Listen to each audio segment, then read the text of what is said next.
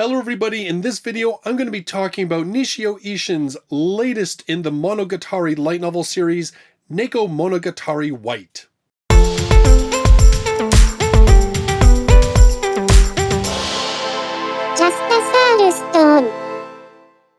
Hello everybody and welcome to my review of, this is the 8th volume in the Monogatari series by Nisioisin, that being Nekomonogatari White. This one is released in English by Vertical. If you want to pick up your own copy, I do have links to Amazon as well as the book depository in the description down below. Now this one is kind of significant for two big reasons. The first one is that we have a brand new first-person narrator, and that being Tsubasa Hanakawa. Now, Miss Hanakawa, of course, is the class president of class presidents. She has had her praises sung very highly by Araragi and all of the previous volumes, so it's very interesting now to see this story from her point of view.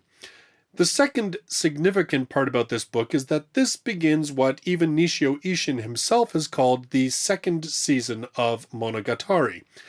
Now, of course, in Japan, the Monogatari series began with Bakemonogatari, and in those original books, a lot of events are alluded to, right? Of course, Araragi becoming a vampire, Tsubasa's whole Golden Week thing, and everything else.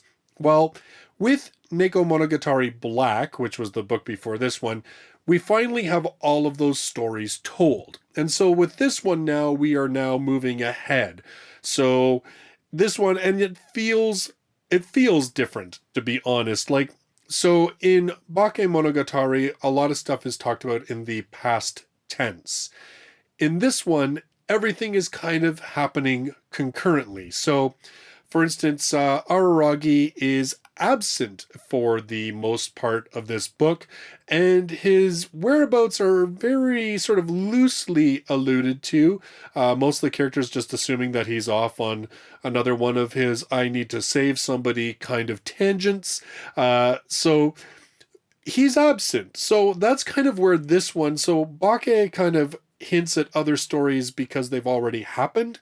This one, it's hinting at other stories that are happening concurrently with this book. So different feel, different narrator. So kind of a bit of a fresh start to the whole Monogatari series. And I kind of wondered going into this one, I thought just how much of this series, how much is this going to change having a different narrator? And the truth is that in some ways quite a lot, but at the same time, it is still an unmistakably Monogatari book. So in this volume, we have Tsubasa Hanakawa finds herself in a tough spot because her house burns down. And so she is trying to find places to live because, of course, her family situation, if you've read the other books, which you probably have because why else are you here? But in the other books, of course, we find out that her family situation is very odd and strained and uncomfortable. Well, the problem is that the first place that she sleeps also burns down. And this seems to coincide with her having seen an aberration, in particular, a massive tiger. Now, with Araragi out of the picture, it's pretty much up to Hanakawa and Senjogahara to try and figure out how they are going to overcome the challenges of this new aberration. Now, Hanakawa as a narrator is quite a bit different than Araragi. The first one I would say is, and probably the overarching theme of this book, is the whole idea of about self-doubt. Now, Araragi, regardless of where he may question himself at times, he pretty much is secure in who he is. He knows who he is. You know, we don't really feel that he needs to find himself, per se. Hanakawa is not like that. She is full of doubt. She feels the loss of herself in certain places. She comes to some very painful realizations in this volume. So this book becomes much more of a very individual story about a character trying to find out who they are and trying to reconcile this image they have in their head with the person that they truly are, and trying to come to terms with some of the realities of their life up until this point. It's a much more personal story. It's, up until this point, Monogatari, for the most part, I mean, other than, say, Kisu Monogatari, but Bakemonogatari, Nisemonogatari, even Nekomonogatari Black have all been very much about Araragi saving someone. We can even say that in the case of Kisu Monogatari, in a way, that's still him saving someone at the same time that he's, kind of helping himself out. So we've had these books that are all about Araragi helping others. And of course, the irony is that very often, as, Oshino would put it, pretty much people went and got themselves saved. Well, in this book, we have a main character who has to save themselves. She has to try and figure out what she's going to do, how she's going to survive, how she's going to move forward, and how she is going to overcome the challenges that have become immediately obvious in front of her. Now, so there's this sort of change of tone, obviously. The other thing, of course, is that Tsubasa is in no way as, how do I put it, naughty as Araragi. For instance, she finds Mayoi out in the street, as Araragi often does. Well, Araragi would often assault Mayoi Hachikuji, but of course, Tsubasa Hanakawa does not, which is probably a good thing, although I'm sure lots of fans wouldn't have minded. However, having Hanakawa sleep over at Senjugahara's house and having a bath with her, I'm sure, still manages to kind of scratch the imagination of all of those fans. I mean, heck, she even bathes with Araragi's sisters. Yeah, there's quite a bit of... It's not as overt as it is when Araragi is telling it. And probably because that's not really a big part of Tsubasa's character. Whereas Araragi, him being a little bit of a perverted dude, it's kind of a part of his character. So this book is kind of interesting in that with Araragi out of the picture, we have Hanakawa kind of going through this entire book, meeting up with all the other characters that most of the other characters that we have encountered in the series to date. So, of course, she ends up at Senjugahara's. Now, we know that the two of them are friends from the other books, and I have to say that Senjugahara, I have not been a huge fan of her. I mean, she's okay, but her relationship when she is with Hanakawa, I really liked her in this book. I don't know if that's because just the two of them are so different that they kind of, those opposites colliding with each other makes them each a little bit more interesting, but I just found that Senjugahara, her personality was not quite as caustic in this one, but at the same time, that bit of blunt forwardness of hers, I think was a perfect foil to Hanakawa, who is a little more hesitant to come right out and just say whatever it is that's on her mind. At least when the two of them are together, it's kind of weird with Hanakawa, but there is an explanation for all of that. And it's interesting to see these characters from a different perspective.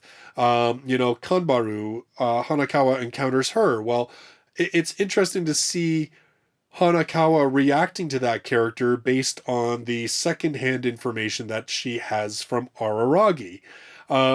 Even having her encounter Araragi's sisters and, encountering them and dealing with them. And, she's had some dealings with them in the other books, but definitely, we see her from her point of view now dealing with these sisters and also reacting to these sisters again with the sort of secondhand knowledge of how Araragi treats his sisters and acts with his sisters. And You know what, like I said, to me, I really liked this volume.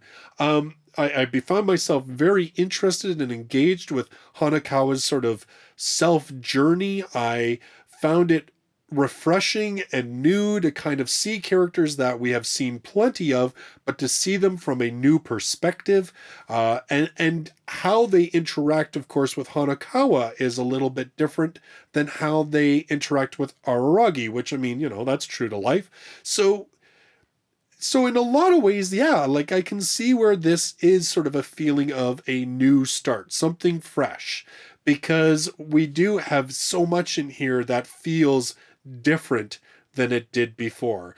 And because we're not dwelling so much on the past, there certainly is an element of that because, of course, sometimes finding yourself is dealing with things from your past, but it's not the same as like in say Bakemonogatari where you constantly are having Golden Week brought up or Spring Break or whatever. And it's not like that kind of thing where there are these major events that we are completely clueless about and they're just kind of alluded to where we're like, oh well, eventually that'll be a story, I guess, maybe, kind of. Whereas in this one, like I said, because those stories are happening concurrently, it feels a lot more urgent. I think it feels so much more timely because you realize that there's stuff going on right now that I don't know about. And to me, I think that's kind of interesting, more interesting as a reader, because if it's in the past, I already know how it ended, right? I don't know if that makes sense. But you know what I mean? Like, if I'm seeing a character talking right there, right then, and I know what their situation is in that moment, and they're talking about this crazy thing that happened in the past, well, I already kind of know how it resolved itself. So even when I read that story, there's sort of an element taken out of it because I know how it ends. Whereas in this one, because we have no idea, because it's the immediate right here, right now, I think that was part of the reason that I was kept so engaged with the book, because I was like, what is going to happen? And I found myself even more interested and curious in the events that were going on with Araragi outside of this book, because, again, I really don't know what the resolution of those things were. I don't even know what those events are because this book's being told by a character who's completely ignorant of those events. So, all in all, you know what? This is probably one of my favorites so far. And I admit I'm a little bit biased because I have a bit of a soft spot for Tsubasa Hanakawa. I will admit that. But I have to say at the same time, having read now a book from her perspective and getting a lot more of an insight into who she is, I do kind of feel differently about her. And it's a good thing. I'm not saying that it's in a bad way, but it really changes, I think, your view of everything that she has done up until this point in the series. It really does just cast a completely new viewpoint on all of the events that she's been involved in. And I mean, again, this is the 8th book in this series, 7th if we go by the Japanese numbering. And it's pretty awesome to have a book that can be into that point in the series and can still reinvent characters in a way that makes sense and is somewhat believable, that it can introduce ideas that are consistent with the series throughout, but make you go back and look at previous events in the series and see them differently. All in all, this was, like I said, I think it is. I think this is honestly my favorite of the Monogatari series so far. It was kind of nice not to have, kind of nice to read a Monogatari book without feeling like creepy because you have an 18-year-old boy messing around with a preschool girl, not to feel creepy because there's a dude kind of messing around with his sisters in a way that seems inappropriate. Like having some of that creepy factor taken out of it, I think maybe, kind of made me enjoy it even a little bit more. I didn't feel like quite a little dirty reading some of that stuff. No toothbrush scenes in this one. Hey! Although I guess for some people that might be a disappointment, but I don't know. Anyway. So those are my thoughts on Nekomonogatari White. Excellent book in the series. Like I said, definitely up there as one of my favorites. Making me very excited for what's going to happen beyond this, although in some ways I'm a little bit disappointed because I think we are returning to Araragi's point of view in the next book, and I've had so much fun reading a Monogatari book from another viewpoint that I'm actually a little bit disappointed. Like I'm actually excited to get to the point where we're reading books from points of view of other characters, of the other heroines and so forth. I'm looking forward to that. Like, I mean, I don't really know how many viewpoints we get going down the road because, I've kind of avoided spoilers and haven't watched the anime, so I really don't know, but I'm really looking forward to it because definitely this one, a huge success in my mind in terms of changing things up for this series. For my next review, I'm going to be getting back to a series that left us on one heck of like a ending point, and that's going to be ReZero. I'm going to be picking up and reading volume number 6 of that series. Volume number 5 was, wow, brutal in so many ways, and just like the way it ended was just like clenching at your heart. Oh, so yeah, I'm going to see how much Subaru gets suffers in this one, because wow, this series really is about that poor boy suffering. So yeah, volume number 6 of ReZero will be my next review. So if you're brand new to the channel and you love light novels, you should consider subscribing. I do 2 to 3 reviews every single week, as well as a weekly countdown of the top 10 best-selling light novels in Japan. Thank you so much for joining me in this video, and I look forward to seeing you in the next one. Till then, bye-bye for now.